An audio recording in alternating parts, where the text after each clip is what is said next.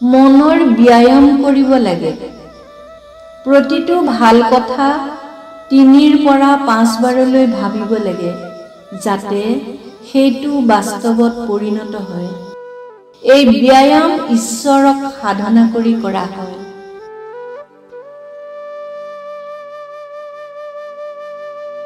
পৃথিৱীৰ মানুহ ভগৱানৰ অপূৰ্ব সৃষ্টি। এনে মানুহৰ হৃদয়ত যিমান ভাল গুণ আছে সিমান বেয়া গুণো আছে। হিংসা, ঈৰ্ষা, খং আদি অনেক বেয়া গুণৰ মাজত এটা ভয়ংকৰ বেয়া গুণ হৈছে সন্দেহ।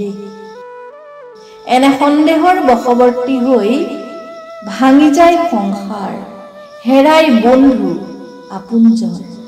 সেই সন্দেহক মনত স্থান নিদিবা। কাকো সন্দেহৰ চকুৰে নেচাবা। সন্দেহত সত্যতা বা প্ৰমাণ নেথাকে।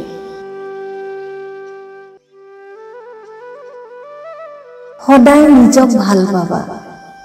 এই পৃথিৱীত কোনেও সৰহদিন তোমাৰ কাষত নেথাকে। আনক বেছি ভাল পালে তোমাৰ দুখ নিশ্চয় হ'ব, আৰু তেওঁ যেতিয়া এদিন আঁতৰি যাব তেতিয়া তোমাৰ সকলো হেৰুৱা যেন লাগিব।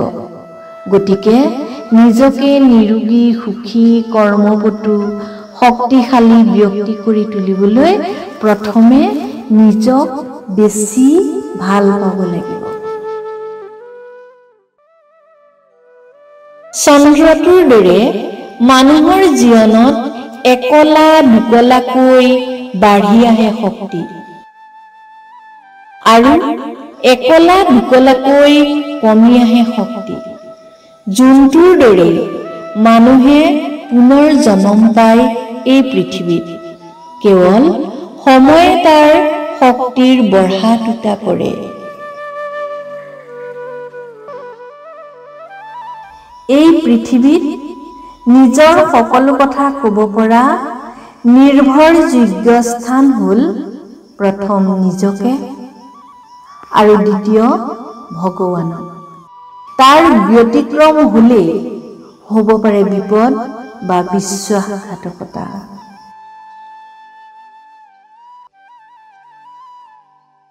জীৱনত আটাইতকৈ টান কামটো হ'ল মানুহক সুখী কৰাটো।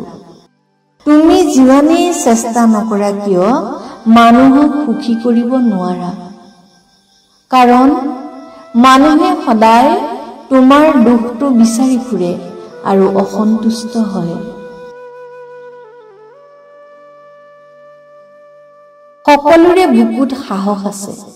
এই সাহসক বুকুৰ মাজতে থৈ নিদিবা।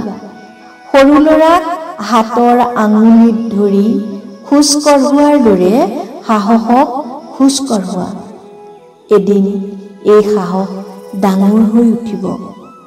মাতৃয়ে সন্তানক সংগ দিয়াৰ দৰে সংগ দিব। তুমি আৰু আগবাঢ়ি যাব পাৰিবা। সফলতা বহু কষ্টৰ ফল। সফলতাৰ মঞ্চত থিয় হোৱাজনক দেখি সেই কষ্ট অনুভৱ কৰিব নোৱাৰি। সফল ব্যক্তিৰ জীৱন অধ্যয়নেহে কষ্টৰ বাট ভালকৈ অনুভৱ কৰাব। মানুহক বহুত বিশ্বাস কৰা হয়, কিন্তু সময়ে কয় তেওঁ ইমান বিশ্বাসৰ পাত্ৰ হয় নে নহয়। জীৱন এক অতীত, এক শূন্যতা। জীয়াই থকা দিনকেইটাক অশেষ কষ্ট কৰি জীৱন সুন্দৰ কৰাৰ এক বৃথা চেষ্টা। কোনেনো মনত ৰাখিব সাধাৰণ ব্যক্তিৰ জীৱনক। নিৰ্মল আকাশ মানে যেনেকৈ কেৱল শূন্যতা, জীৱন মানেও কেৱল শূন্যতা। অতীতৰ এন্ধাৰ গহ্বৰত চিনি নোপোৱা, নেদেখা, পাহৰণি।